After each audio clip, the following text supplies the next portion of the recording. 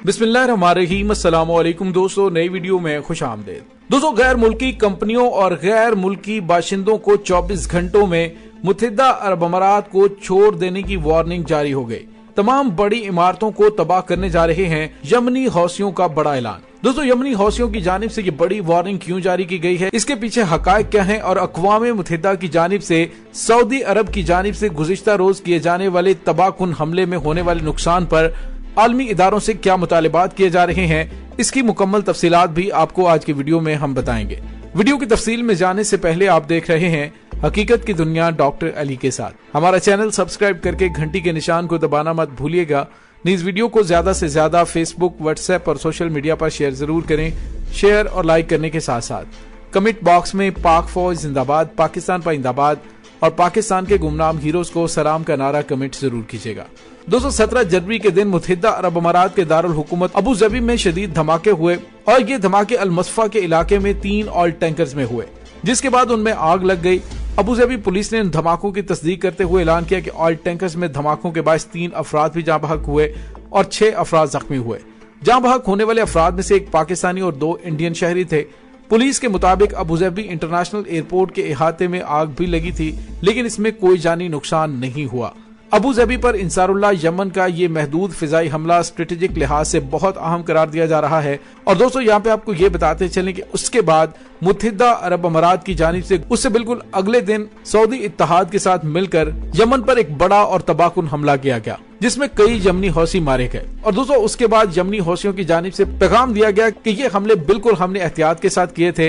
अगर हम चाहते तो मुत्तहिदा अरब अमारात की अहम तरीन तंसीबात को भी तबाह कर सकते थे। ये वार्निंग है कि मुत्तहिदा अरब अमारात यमन की सरजमीन पर की जाने वाली अपनी कार्रवाइयां और इसराइल के साथ मिलकर जो अहम तरीन जजीरे पर उसने गैर कानूनी तंसीबात शुरू कर रखी है उसको बंद करे, वरना इसराइल के साथ साथ मुत्तहिदा अरब अमारात की कांच की बिल्डिंग्स को भी तबाह बर्बाद कर दिया जाएगा। लेकिन दोस्तों, मुत्तहिदा अरब अमारात ने समझा कि शायद हौसियों की जानिब से जस्ट एक वार्निंग है और उनकी जानिब से आज एक और बड़ा हमला किया गया और उसने सऊदी इत्तेहादी फोर्सेस के साथ मिलकर यमन पर एक और बड़ा ही तबाहकुन हमला किया। और वो हमला गुज़िश्ता रोज सऊदी इत्तेहादी फोर्सेस ने शुमाली यमन की जेल पर किया, जिसके नतीजे में 80 अफराद की हलाकत की इत्तलात आ रही हैं। मुत्तहिदा अरब अमारात पर ड्रोन हमलों के बाद सऊदी अरब की सरबराही में इत्तेहादी फोर्सेस ने यमन के हौसियों पर हमलों में इजाफा कर दिया है। लेकिन दोस्तों, इस हमले के नतायज अब बहुत ज्यादा खतरनाक आना शुरू हो गए हैं। वो नतायज ये हैं कि आज यमनी फौज की जानिब से मुत्तहिदा अरब अमारात में बैरूनी सरमायाकार कंपनियों को वार्निंग जारी कर दी गई है, जिसमें यमन की मुसल्लह अफवाज के तर्जुमान याह्या असरी ने एक बयान जारी करते हुए ऐलान किया है कि मिल्लत यमन के खिलाफ जारे सऊदी अमाराती इत्तेहाद ने जो वहशियाना जुराइम किए हैं, इसके बाद इस छोटे से मुल्क अमारात से बैरूनी कंपनियों को फौरी तौर पर निकल जाना चाहिए। उन्होंने कहा कि सादा में हमले के साथ साहिली शहर अल हदीदा को गुज़िश्ता रात भी सऊदी इत्तेहाद ने हमलों का निशाना बनाया है, जिसमें बड़े पैमाने पर हलाकतें हुई हैं। उन्होंने कहा कि अब मुत्तहिदा अरब अमारात को हम पूरी ताकत से जवाब देंगे। दोस्तों, याद रहे कि गुज़िश्ता रात सऊदी इत्तेहाद की जानिब से किए जाने वाले वहशियाना हमलों में तकरीबन 80 अफराद के जाँ बहक और तकरीबन 140 अफराद के शदीद जख्मी होने की इत्तलात मिल रही है। यमन के मुख्तलिफ इलाकों में सऊदी इत्तेहाद के जंगी तैयारों की बमबारी के बाद अब यमनी फोर्सेस ने मुत्तहिदा अरब अमारात की अहम तरीन बिल्डिंग्स को निशाना बनाने का ऐलान कर दिया है। और दोस्तों, ये ऐलान मुत्तहिदा अरब अमारात में बसने वाले गैर मुल्कियों के लिए भी इंतहाई खतरे की घंटी है। आने वाले दिनों में आले सऊद के खिलाफ और मुत्तहिदा अरब अमारात में अहम स्ट्रेटेजिक अहदाफ को निशाना बनाने का जो ऐलान किया गया है, इस धमकी में वो तमाम संगीनी मौजूद है जो एक तबाहकुन हमले की तरफ इशारा कर रही है। दोस्तों, यहाँ पे आपको ये बताते चलें कि मुत्तहिदा अरब अमारात ने यमन के खिलाफ 2015 में फौजी जारहियत का आगाज किया था और सऊदी अरब का साथ देने में मसरूफ है। अलबत्ता यमन में तैनात 5000 अमाराती फौजी हरगिज फ्रंट लाइन पर हाजिर नहीं हुए। अमाराती हुकूमत ने यमन में मुख्तलिफ मुसल्लह गिरोह तश्कील दे रखे हैं और उन्हें इंसारुल्लाह यमन के खिलाफ फौजी झड़पों के लिए इस्तेमाल कर रहा है। लेकिन इसके बावजूद यमन में काफी तादाद में अमाराती फौजी मारे जा चुके हैं। 2019 में अमाराती हुकूमत ने यमन से फौजी इनखला का ऐलान किया था, लेकिन जमीनी हकायक इसके बरक्स हैं और मुत्तहिदा अरब अमारात के हमायत याफ्ता मुसल्लह दहशतगर्द अनासिर अब भी यमन के कुछ इलाकों में सरगर्म हैं। दोस्तों, अबू धाबी पर इंसारुल्लाह यमन के फिजाई हमलों में पोशीदा एक अहम पैगाम के बाद अब जो गैर मुल्की कंपनियों को पैगाम दिया गया है कि वो जल्द अज जल्द मुत्तहिदा अरब अमारात की सरजमीन से निकल जाएं, तो वो इस बात की तरफ इशारा कर रहे हैं कि जंग के जमीनी हकायक और मैदान जंग के हालात बदल चुके हैं। दोस्तों चूंकि मुत्तहिदा अरब अमारात का तमाम इन्हिसार तेल और टूरिज्म पर है और अगर मुत्तहिदा अरब अमारात पर यमन के हौसियों की जानिब से कोई भी कामयाब हमले में किसी बड़ी इमारत को निशाना बना दिया जाता है तो यकीनन इंटरनेशनल कंपनियों की जानिब से अपने दफातर को वहां से फौरी तौर पर निकाल लिया जाएगा। और दोस्तों पहले ही इसराइल इस मौके की तलाश में है कि मुत्तहिदा अरब अमारात पर कोई बड़ा हमला हो और उस हमले को जवाब बनाकर वहां पे उनकी मदद के लिए फौजें उतारने के नाम पर कब्जा कर ले। इसकी प्लानिंग इसराइल की जानिब से काफी अरसे से की जा रही थी और यूं लग रहा है कि अब इसराइल भी मैदान जंग में उतरेगा। अगर इसराइल उतरता है तो ईरान भी उतरेगा और फिर ये जंग पूरे मशरिक वुस्ता में फैल जाएगी।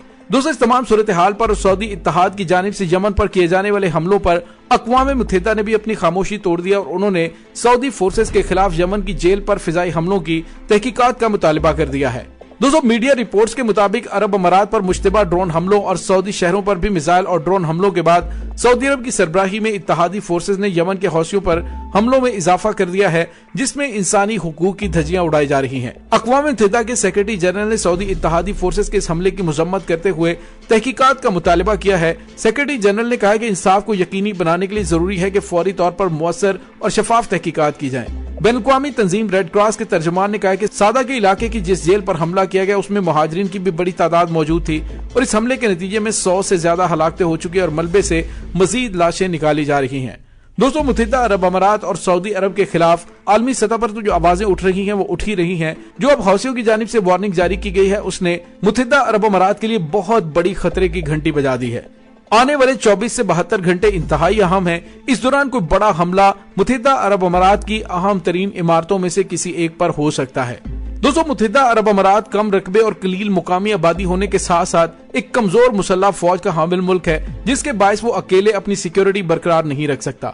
लिहाजा उसने खुद को अमेरिका की हिफाजती छतरी नीचे रखा हुआ है लेकिन गुज़िश्ता चंद सालों के दौरान ये हिफाजती छतरी बैरूनी हमलों में रुकावट नहीं साबित हो पा रही। गुज़िश्ता बस मुत्तहिदा अरब अमारात ने अपनी सिक्योरिटी यकीनी बनाने के लिए मसला फ़लस्तीन से खुल्लम खुल्ला गद्दारी करते हुए इसराइल की गासिब सहूनी रजीम से दोस्ताना ताल्लुकात भी उस्तवार किए हुए हैं। अमारात इस इकदाम के बदले इसराइल से जदीद जंगी तैयारी हासिल करना चाहता है लेकिन इंसारुल्लाह यमन के हालिया फिजाई हमलों ने अमाराती हुक्मरानों के उस नजरिए को बातिल करार दे दिया है कि वो अमेरिका और इसराइल की मदद से अपनी कौमी सलामती को यकीनी बना सकता है। इन हमलों ने यह भी साबित किया है कि सिक्योरिटी कोई ऐसी चीज नहीं है जिसे बाहर से दरामद किया जा सके। दर हकीकत इंसारुल्लाह ने अबू ज़ैबी को याद दहानी करवाई है कि सिक्योरिटी खरीदी जाने वाली चीज नहीं है। ये इन हमलों का अहम तरीन स्ट्रेटेजिक पैगाम था और मुत्तहिदा अरब अमारात ने अमेरिका और सहूनी रजीम की मर्जी के तमाम इकदाम अंजाम दिए लेकिन वो अबू ज़ैबी की सिक्योरिटी बरकरार रखने में नाकाम रहा है। और अब की बात जो संगीन हमले करने का पैगाम दिया गया है वो और भी ज्यादा खतरनाक है। दोस्तों इस तमाम सूरत हाल के बारे में आपका क्या कहना है कमेंट सेक्शन में अपने ख्यालात का इजहार जरूर कीजिएगा।